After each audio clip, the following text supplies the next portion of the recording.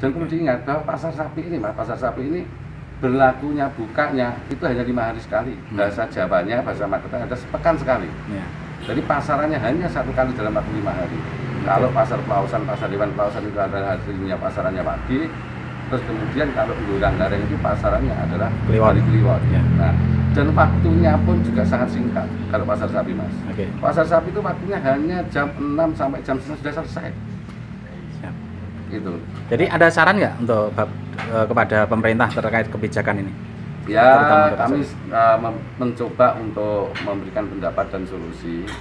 Jadi ketika kami pada beberapa waktu yang lalu diundang rapat di Indak membahas kaitan dengan instruksi daripada Menteri nomor 2 tahun 2021 ini, maka kami pun juga sudah memberikan pendapat, masukan dan seterusnya bersama kawan-kawan yang lain, peserta haji yang lain. Kami berharap masukan kami, pendapat kami, kontribusi kami pada waktu itu tolong didengarkan, dicermati.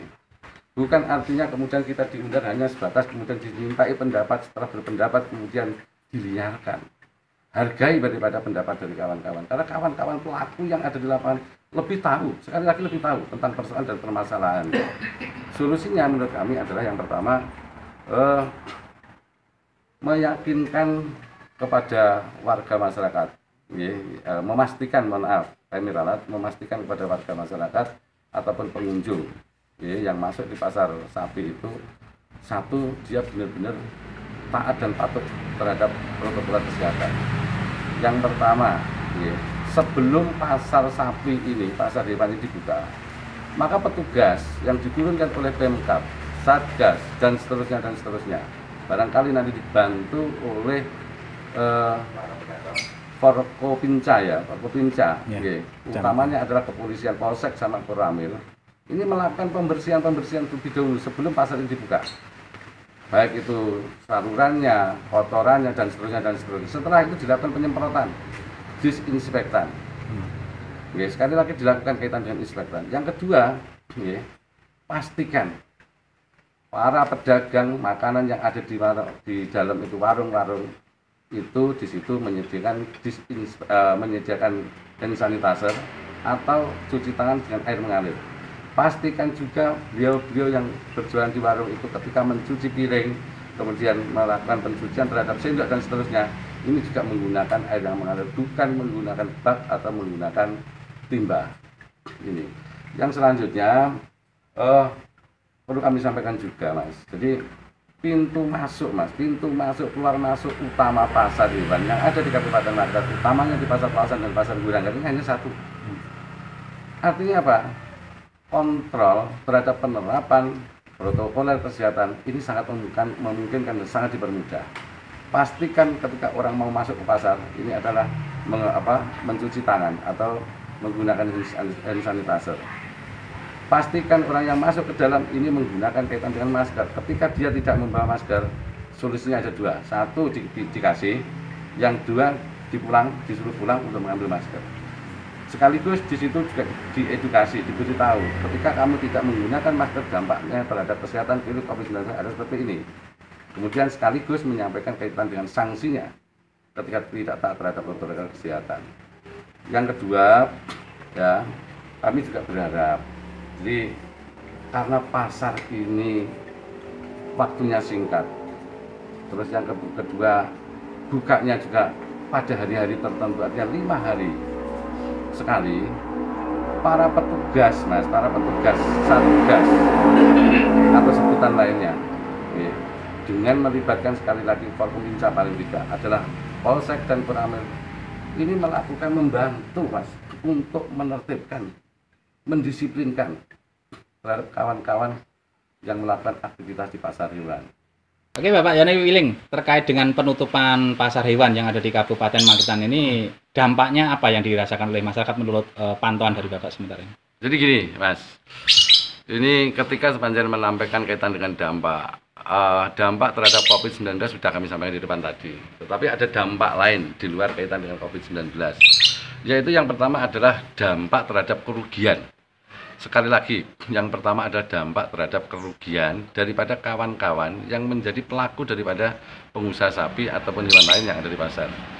Sampai bisa membayangkan banyak para pedagang-pedagang, para pembeli yang di situ kemudian kakinya diinjak-injak sapi. Ini dari segi kenyamanan, keselamatan jelas mempunyai dampak. Yang dampak yang kedua itu ada dampak kerugian. Ada kemudian sapi yang di situ karena berjubal-jubalnya, kemudian bentrokan, bentian dan seterusnya, ada yang luka, kemudian ada yang dan seterusnya.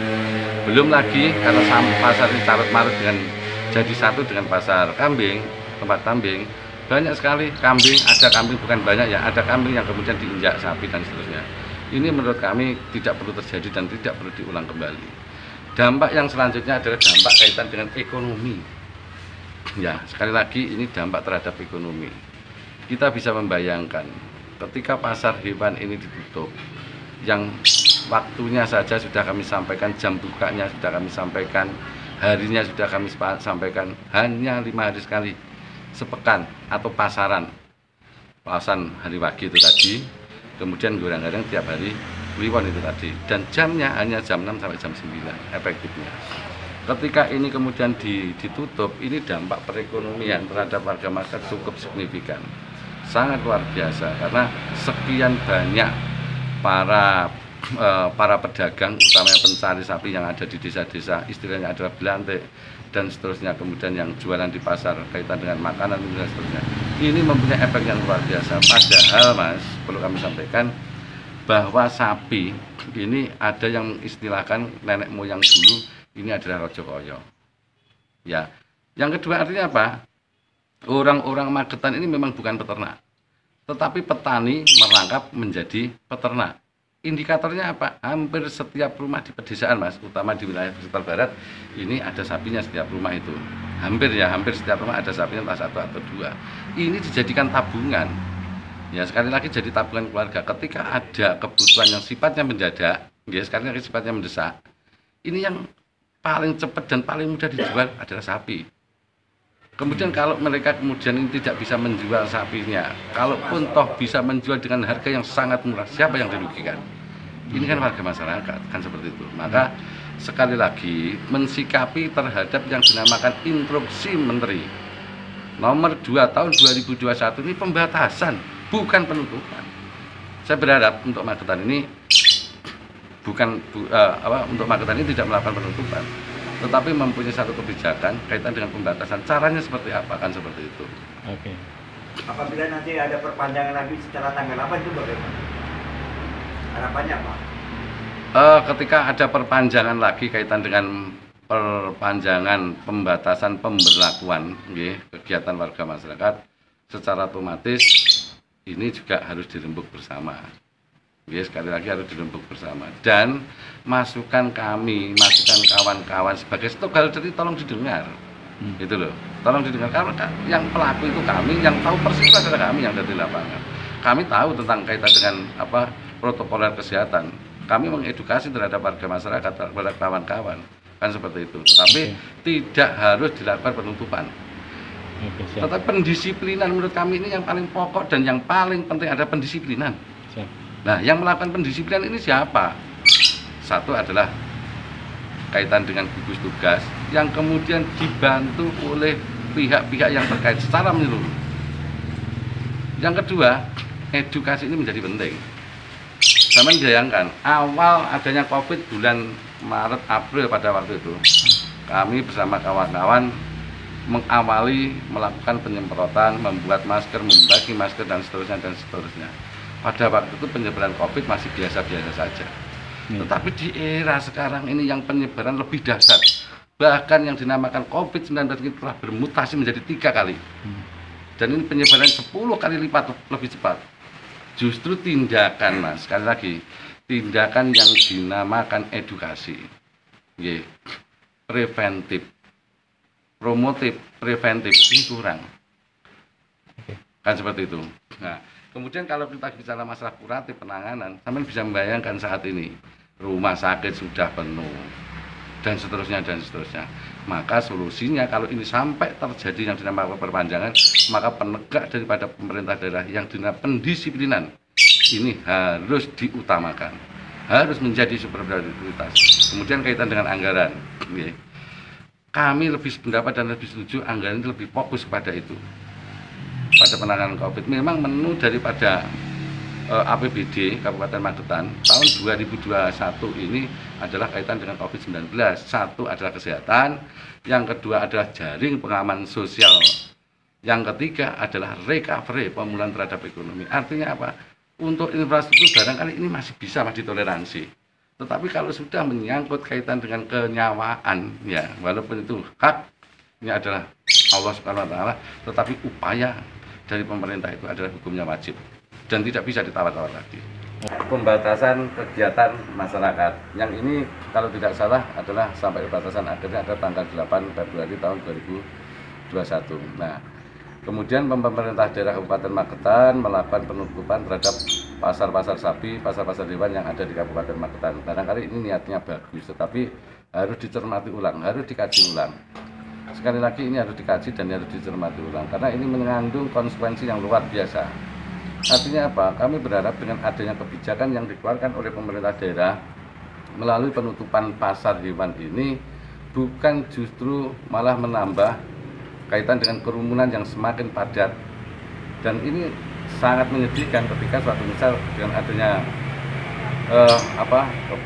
pengalian pengoperasional pasar yang dulunya di pasar kemudian sekarang ini berada di depannya pasar atau di halaman pasar ini, kita bisa membayangkan carut marutnya, kemudian kaitan dengan bertumpang tindihnya para pedagang, baik itu para pedagang sapinya, kemudian kambingnya, belum lagi di situ juga ada transportasi menaikkan dan menurunkan kaitan dengan hewan. Ini menurut kami sangat riskan dan sangat menambah daripada kaitan dengan penyebaran COVID-19.